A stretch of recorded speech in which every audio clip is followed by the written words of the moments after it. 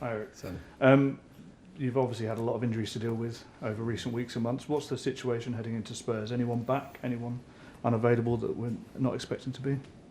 I don't know. What do you expect? Lots of injuries. No.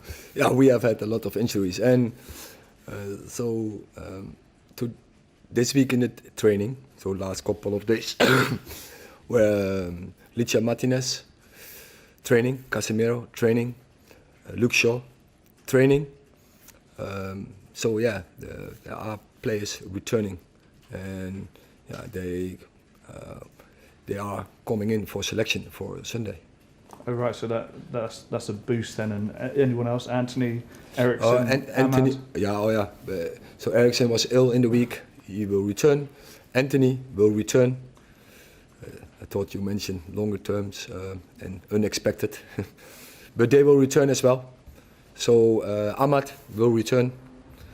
So yeah, we have more choices in this moment in the squad to make to put out a start 11 and to create a bench stronger.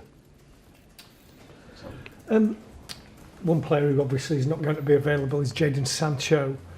What are your thoughts about him moving to Dortmund? Clearly, that has been an issue that we've asked you about a lot. What do you hope to get out of this loan as far as Manchester United are concerned? Well, I hope he's doing well. So I wish him the best of luck.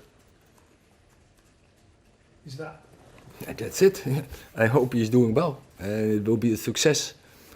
So. And the other player that people are talking about is Hannibal. Obviously played the other night. Will he go on loan somewhere? Is that what you think now you've got all these players back? No, it's not. They are returning. Yeah? I think you're a step ahead. So when I talk about Licia Martinez returning, Casemiro returning, for instance, but they were a long time away. Mason Mount will return, will take a little bit longer.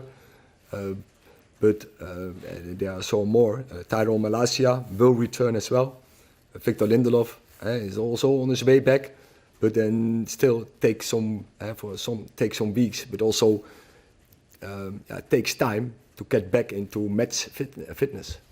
So, sorry, is Hannibal going to go on loan? Oh, when we have the news, well, we will tell you. Eric, you talk about the players returning. How much of a relief is it that you're finally getting more players back, more options? Nah, I'm not sure. The word relief is the right thing. First, it has to happen, that they are back, and yeah. So, but it is positive that they are back on the training ground, and that they go back to the team, and then to 100%. Match fitness. Just following up on Simon's question about Jadon Sancho, what does he have to do at Dortmund to get back into the first team at Manchester United? No, I replied yes. I think it's enough.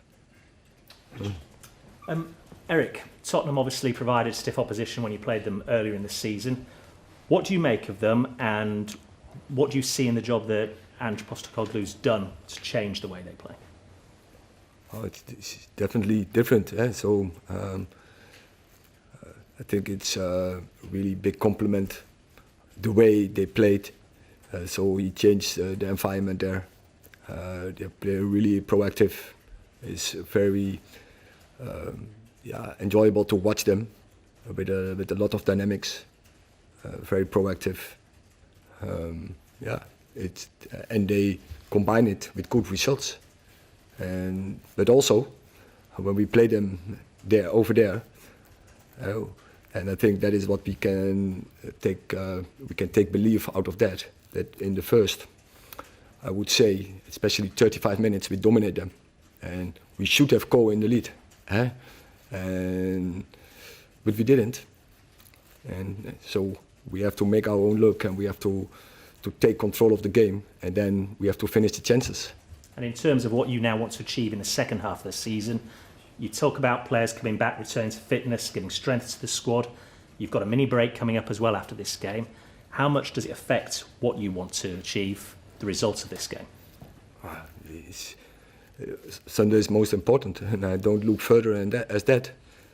And yeah, in the background, of course, we organize, and we know we have to prepare, say, second season half. And I know, so we have to make the best program for all the players. And so we have a group of players who have to make the last step into match fitness. So they need a different program than the players who are all the time were available and had a tough program in 2023. So yeah, there will be a little bit different approach in the coming weeks going up to the next FA Cup round. Thank you. Just talking about injuries, you said a couple of weeks ago that you'd had 10 different centre-back combinations this season. How important is it for you to have a kind of a settled back four in terms of the rhythm of the team and kind of their composure? What you actually want is a team with stable, and so it doesn't matter that you have to swap one player from one game to the other game, or maybe two, but not so many swaps as we were forced to in the last, I would say, year.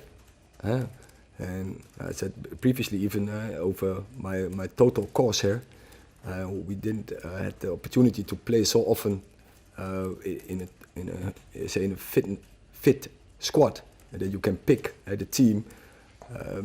It depends on the approach you want to take to a game. Hi, Eric. You mentioned Anthony's back. He's a player that you know well. When you bought him the club, backed your judgment and paid a big price for him. But this season he has no goals, no assists. Are you surprised at that? I mean, and how do you explain how he's struggled to adapt to the Premier League? Because obviously you knew him at Ajax.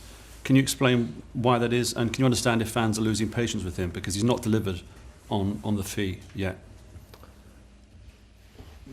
I can explain. I think it's very simple. I think his off-field issues stops him playing because. So I don't agree. I think first year was okay, and I think pre-season was very okay. First 4 games were very good. For instance, I've seen the game against Spurs back. He was playing a very good game over there, but from the moment off he was out. And then he came back. He didn't deliver the performance we should expect from him, and he can do so much better. And yeah, if you mention Ajax, also I look back there. So his effectiveness, so his end product was very high there. Also Champions League, very high. So I'm sure he's capable of doing this by. Bringing key actions, key passes, the crosses, the finishing. So his end product in Ajax was very high, and he should return to that levels. But of course, Premier League is more difficult, but he's capable of doing it.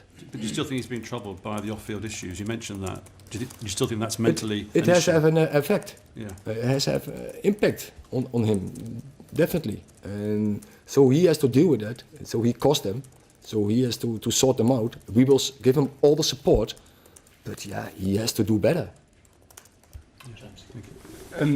Eric, Dave's mentioned Anthony there, and some of the other guys have mentioned Sancho. The club signed 13 players for more than £50 million in the last 9 or 10 years. Pogba, Anthony, Maguire, Lukaku, Sancho, Casemiro, Højlund, Fernandes, Di Maria, Martinez, Mount, Wan-Bissaka and Fred. Obviously, there's a couple there that it's still early days with. But why have so few failed to really deliver for the price tag and the expectations on them? And how important going forward is that if players are brought into this football club for big money, that they really do justify that price tag? First of all, and I've said it more early on, so playing for Man United is so much different than playing for any other club. It's so much more difficult to play for Man United and to perform for Man United as you can do for another club. So you need very strong character to perform, to deal with high expectations. And of course, when then the price is too high or high, then the expectations will rise even more. So you have to you need even more strong characters. But and I said it previously, but this is the best club you want to play for. This is the best challenge you want to go for, and so I would go for that challenge if I had a choice to make if I was a player and the opportunity came up. So, but be aware, it's and I don't want to mention a particular club, but it's so much easier to perform in in a lot of clubs than as for Manchester United. But if you look, say, at City, who have spent similar amounts on, I think they've signed, looking here, 15 players for more than 50 million. Grealish, Guardiola, De Bruyne, Diaz, Rodri, Laporte, Cancelo, Haaland, Doku, Mendy, Stones, Kyle Walker. A lot of those players have really delivered for the money. I mean, there's a huge contrast in the success of City's big money signings and United's big money signings. Is it an identification issue that you may be targeting the wrong players? So I know that everything is very highlighted in the moment. The performers are not there. But don't forget, last season everyone was telling, hey, the signings from Manchester United were very good, because as a team we performed.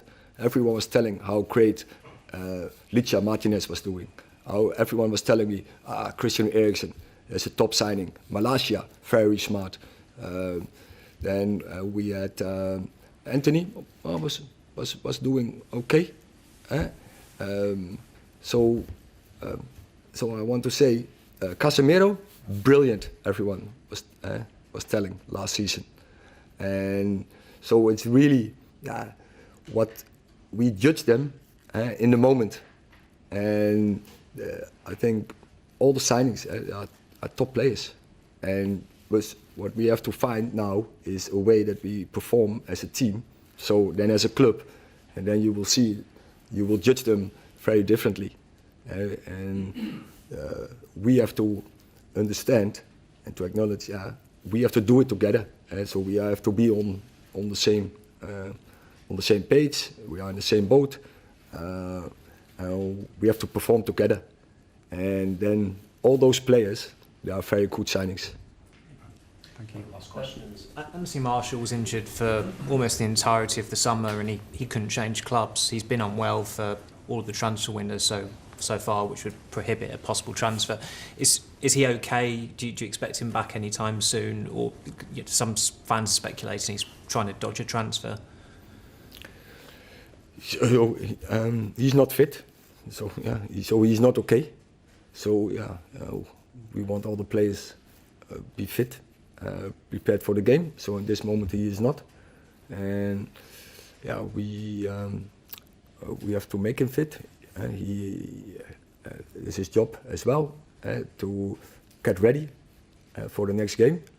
But in this moment he isn't. He is on medical treatment, and he has to recover.